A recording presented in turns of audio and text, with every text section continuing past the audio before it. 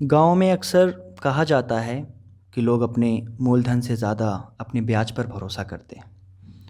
ठीक इसी तरह हमारे समाज में, हमारे परिवार में एक रिश्ता एक पोता और उसके दादा के बीच का होता है।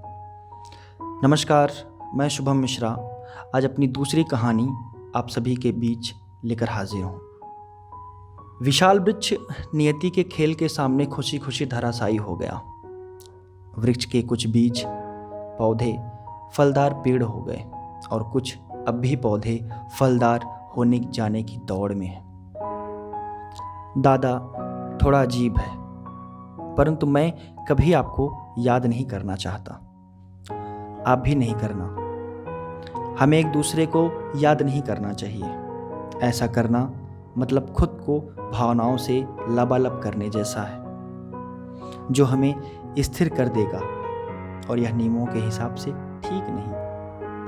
मैं याद नहीं करना चाहता कि कैसे आप मुझे ठंडी से बचाते हुए खुद के जिस्म से चिपका कर सुलाते थे। मैं याद नहीं करना चाहता कि कैसे मुझे आप गाय की देखभाल करना सिखाते थे।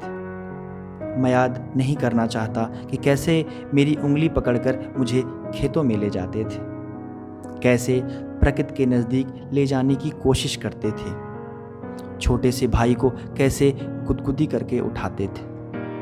मैं याद नहीं करना चाहता कैसे मुझसे रेस लगाते थे और मेरी साइकिल के पीछे पीछे साइकिल को पकड़ कर चलते थे, और तब तक चले जब तक मैं सीख नहीं गया।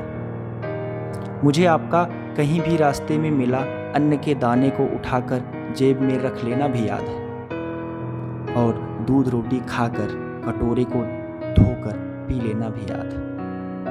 आपका सबसे पहले उठ जाना भी याद है और सबके घर आ जाने तक जागना भी याद है। मुझे आज भी याद है कि आप मेरा हर व्यक्ति से कैसे परिचय कराते थे, जैसे मैं आपका स्वाभिमान हूँ, आपका सम्मान हूँ या आपकी पहचान। दादा, कहाँ से शुरू करूँ और कहाँ से ख़त्म समझ में नहीं आ रहा है। माँ सरस्वती ने मेरे जहन में कभी शब्दों की कमी नहीं रहने दी, लेकिन आज शब्द नहीं आ रहे।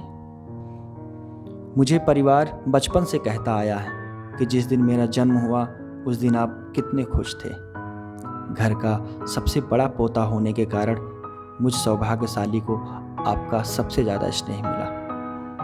इस बात को मैं मेरा अस्तित्व रहने तक इठलाऊंगा, हमेशा इस बात पर घमंड करूंगा।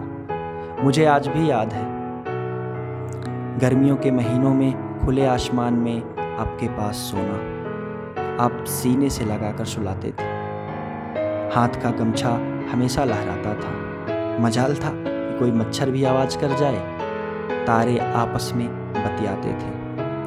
शर्त लगी होती थी कि दादा कब सोएंगे। बादल निकलने पर तारे ढूंढ कर देखते थे, कहीं सो तो नहीं गया। चाँद तारों की शर्त पर मुस्कुरा रहा था, फिर पतवार से रात को खींच रहा था।